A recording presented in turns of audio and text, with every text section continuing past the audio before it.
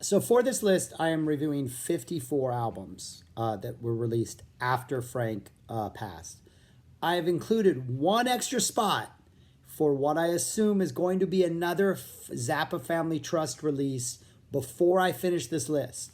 And they are on such a roll lately that I predicted that it will fall logically into order and I won't have to like reevaluate this list. I completely understand that I'm reviewing and ranking albums on a list that is not yet complete, meaning in like a year from now, there's probably going to be 3 more Zappa Family Trust releases and none of this is going to make sense, but I'll just deal with that at the time.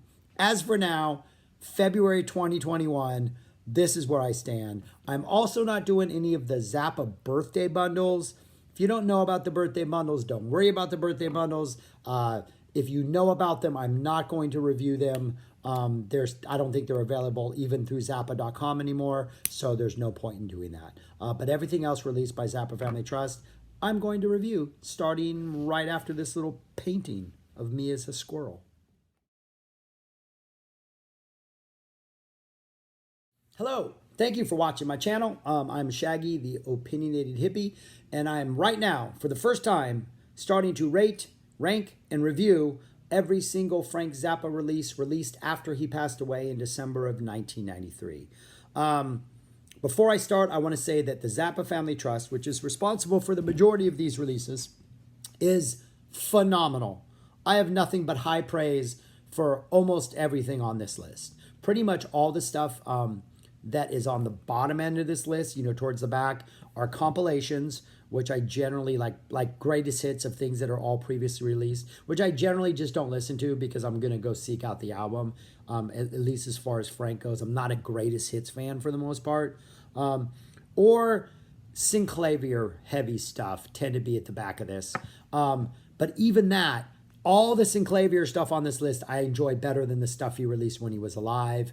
And there's hardly any bad stuff on here, especially if you're a diehard Frank Zappa fan. Some of this stuff is definitely not for the casual fan. There's a lot of different threads that Zappa Family Trust has done. They have the Joe series, which are like rehearsal tapes or low quality stuff or very early recordings. One of the releases is, I think someone gave Frank or gave somebody like a cassette recording of a bootleg and they released that, which is, if they're going to do that, I got a closet full of bootleg tapes I would love to see them release. So if you need if you want them, I will send them to you, ZFT. I have some good ones.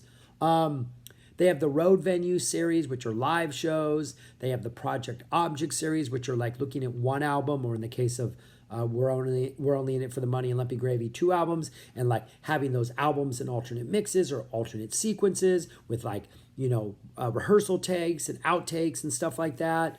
I think those are all the Halloween series, in which they're releasing like Halloween shows in their entirety and the shows played around Halloween. Like there's a lot of amazing stuff that is going on in the Zappa world. They've been doing a phenomenal job, and I'm excited to recommend it to as many people as possible. So we're gonna start. I'm gonna review. I'm not reviewing all of them.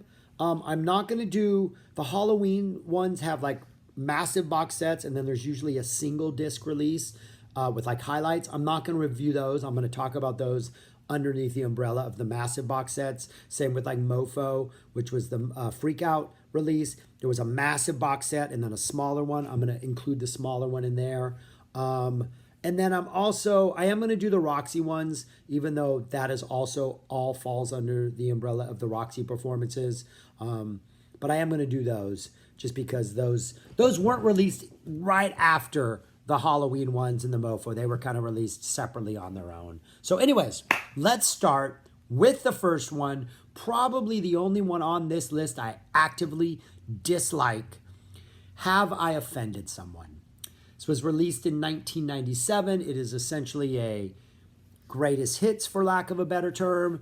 All of the themes of songs that are potentially offensive. And the answer to that question is yes, you have offended me, but not because of the lyrics of your songs. Those, I don't care about that. Those do not offend me. I can see why some of these are offensive, but I personally am not offensive. I do run a poetry slam, or did pre-COVID, have been running a poetry slam for decades here in South Texas. And we have an aristocrat slam the aristocrats joke, which is designed to be the filthiest joke you can tell. I've won that slam a couple times. I can bring the filth. But that is not why I am offended. I am offended because this is just a really boring collection of songs. And songs that should be offensive, like Shove It Right In, any of the Flo and Eddie stuff, maybe they're not on here for a reason, but they're not on here. And it's just, it might be lyrically offensive, but musically, most of it's kind of boring. And some of these songs are really bad. And they're the things I've complained about on other videos, on other album discussions. So now they're all together in one place, so I can just avoid them all at once.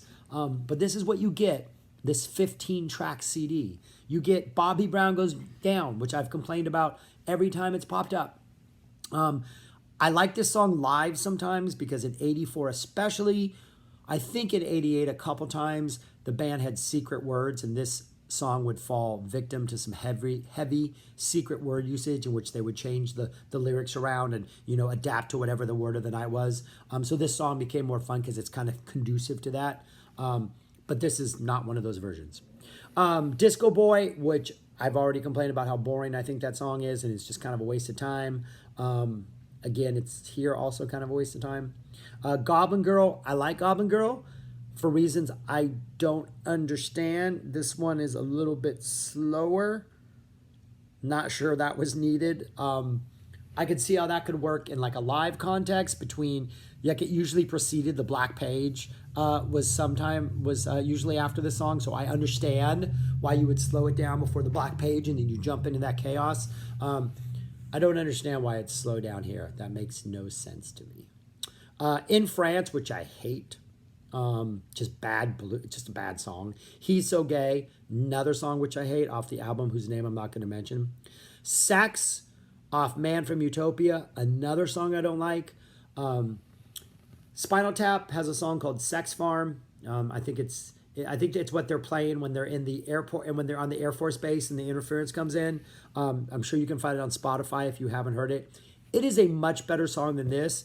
And that song was written to make fun of songs like this. And yet that is a much better song than this. And it even has one of the same lyrical sort of pun lines, sexual references on it that Spinal Tap does better than Frank. Spinal Tap is mocking Frank, and Frank loses this battle because of sex. Titties and Beer, which I like. I can understand why somebody would be offended by it. It was the very first Zappa song I ever heard on Dr. Demento, KMET in Los Angeles. My sister and I would stay up till 10 every Sunday to hear the top 10. This song was in the top 10 frequently. And I loved it then and I love it now. It's got a nice funky bounce to it. There's a little part in the middle where Frank and Terry Bozzio, the drummer, improv a little dialogue between he and the devil, Frank and the devil. That has some funny moments. That's always entertaining, but I would rather hear that in sort of the live context. The Halloween 77 shows, or even the Baby Snakes album. I would rather listen to that version. Or Zenny, give me that version, not this. We're Turning Again, another song I don't like, one of his 80 songs, which fell victim to that my musical jokes are falling flat thing, which kind of became a Frank, I think, in the 80s, where he'd make a Doors reference and then play Light My Fire, or make a punk reference and play a little punk riff. Kind of predictable. I mean, entertaining, but not something I'm going to seek out on this album. Dumb All Over, one of the only things that saves this album. Not good enough to save it, but a reason you might want to check it out once. This is a live version from the Pier in New York City, the same show that is captured on the Does Humor Belong in Music CD and VHS, possibly DVD release. I have it on VHS. Pretty good solo. The Dumb All Over solos were always pretty good. This one's got that live solo at the end. It's pretty good, pretty tasty little solo. So if you're on Spotify, pull this out, put Dumb All Over on a playlist, and then never listen to the rest of this album. Catholic Girls, great song. Better on Joe's Garage in the context of it. It's not good enough to save this album, but that's a song I do enjoy. We get Dynamo Hum, which is a song I hate. Never want to hear Dynamo Hum again in my life. Don't care for it. Tinseltown Rebellion, another live. This is another live track. It's also from that New York City Pier show, which is on Does Humor Belong in Music. So it's been released, but it is also live and not. I mean, all versions of this are live, but it's the Does Humor Belong in Music version and not the Tinseltown Rebellion album version. So it's the more developed song. By '84, it had a little more muscle in it than it did on that earlier release. Valley Girl, which is another song I don't really like. I don't know why this is considered offensive. I grew up in Southern California and I was living there when this song came out.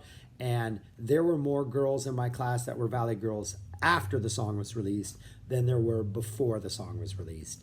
This was not offensive to any of them. They wanted to be Valley Girls. And it was a long year after that. So I'm offended that the song exists because it made my what was I, 12? I was in 6th grade then, 82, 5th, 6th grade. So it made that much longer for me. And those Valley Girls stuck around for a while. I think we were still dealing with them like 83, 84 even. Jewish Princess, which, yeah, it's an offensive song. But it's not a good song. And it's got kazoo. So I can't in any way recommend that song. And Yo Cats ends the album, which is a really horrible song.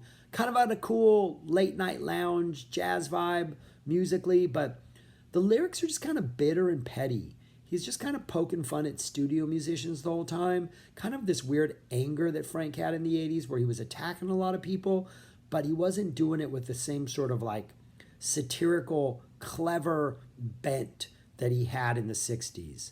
You know, like those early albums, yeah, he's definitely attacking. Plastic People is an attack on people, but it's done so well. And this is just like, no, it's just not done so well.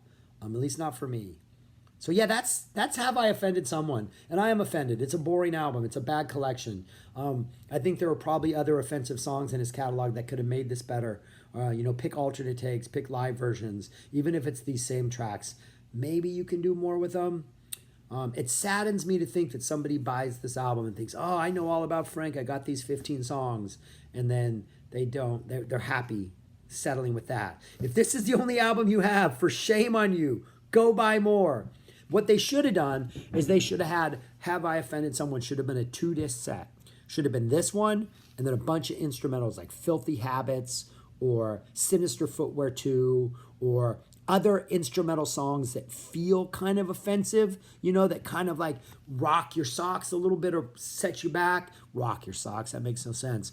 But I think they could have paired this with something and given it a little more oomph. But as it is, I will never listen to this album again after doing this review, now that I'm finished with it. So that's it. Number 55, Have I Offended Someone? If you have it and you like it, I understand that.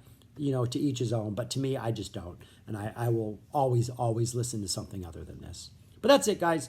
Thank you for watching. Let me know what you think in the comments. Subscribe, because apparently if you subscribe, more people are going to see it. We get to spread the love of Frank. And that's the purpose of doing these videos. So that is all. See you guys later, and peace.